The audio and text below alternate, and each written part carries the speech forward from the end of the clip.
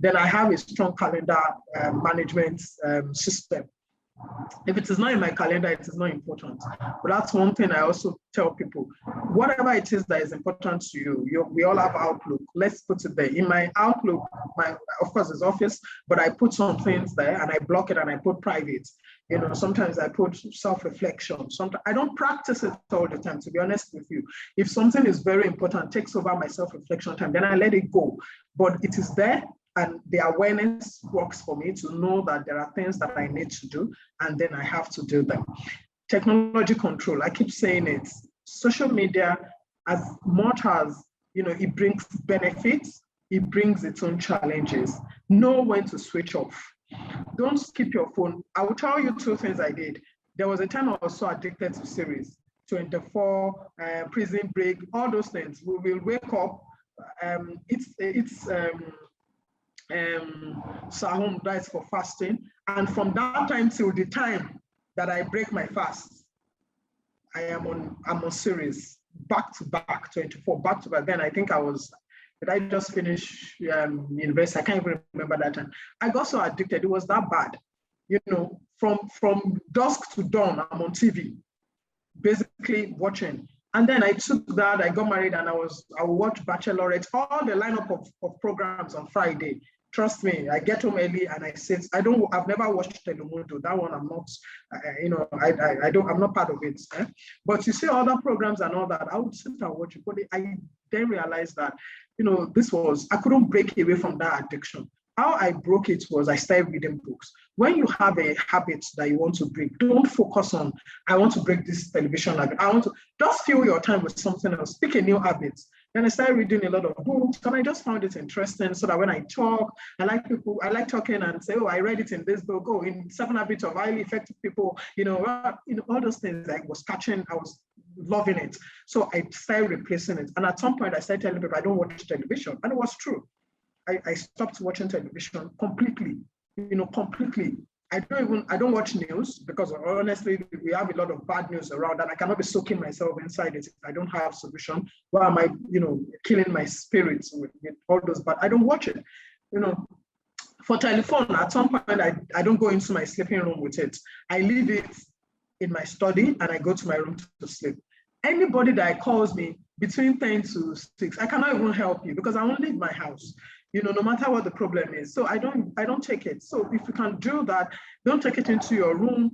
Even during the day, you don't have to be stuck to there. You miss the call, then you call back. But you have to devise means of controlling your technology time. I go now to social media when I want to go. I sit there and I'm like, you know what, I'm not doing anything. I just want to relax. It's also for me, it's a reward for hard work. Then I scroll through Ginger, then I make a post, then I may make a post, not go back to it until like 2 days to see, comments, then I'm responding. I'm always on LinkedIn, I like that, So I make my post. I have the documents where I keep all I'm rushing now because I know we are past time, where I keep all my posts. So when I have time, I take it, cut it, paste it, and that's it. So you have to have technology control. Let me just say, because it's a time killer. Have a ready anchor. So for me, my anchor is Quran. I put in my goal book to read my Quran every day, even if it is one verse. And what has helped me over time also is that I have an Arabic teacher. So I do Arabic class Friday and Saturday and Sunday. So that kills Saturday and Sunday for me. But Monday to Friday, I put it in my goal book. So sometimes when everything seems not to be working, I run to it. I call it my ready anchor. I just read and take my mind off everything. So I try to do that. And I like striking it off in my book to say, I read my Quran today, I did my exercise today. So let's try and have a ready anchor. Another thing I do is I have podcasts that I listen to. When it looks like I'm being overwhelmed, I don't know how well to manage my time, I go to those podcasts and I read it. We would always have a time where you're not getting it together. Like I said at the beginning, I also don't have it together all the time, but I know I like listening to Les Brown. I like his motivational videos. I like reading anything that has to do with Anthony Robbins. So there are things that you can have as your anchor that you can always run to when you feel that you're not getting clear. And the other one is awareness. So you have to know the things that you're weak at. I know those areas that I need to improve those areas that I'm strong at. So for me to be able to break those habits, those bad habits, I need to also infuse into my time the good habits. I won't talk about it. I remember one of our past speakers said, you cannot keep talking about, you cannot focus on what is not working. It won't solve by itself. It is a code. I can't remember the code clearly now. It won't solve by itself, but you need to fix it up with, what you need to do right, or what can help you improve on your productivity. So that self-awareness has to be there. You have to write it down. What are those things I'm doing? What are those things I'm not doing well? How can I improve on, my time management skills? And always ask for help. It's very important. That one, I'm very strong at it. When I have a problem, I reach out to the next person. What do you think I can do? If at any point you want to talk to me, I'm very happy. I think you can reach me, but most times it's always in the nights, because also, and that's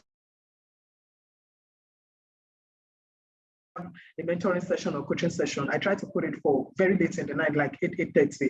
Then the kids are asleep. Then it's my own private time. Maybe I want to write a book, or that so I can fix it into that time, and it doesn't crash into my other programs.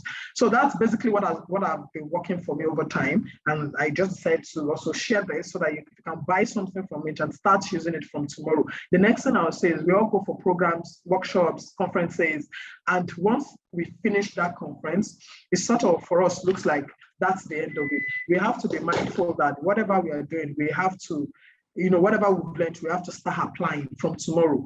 If I were you, if you already don't do it, I would say get a goal book today, or a journal, or exercise book, or anything. Just start writing today. It would help a lot, and then keep that journal with you all the time.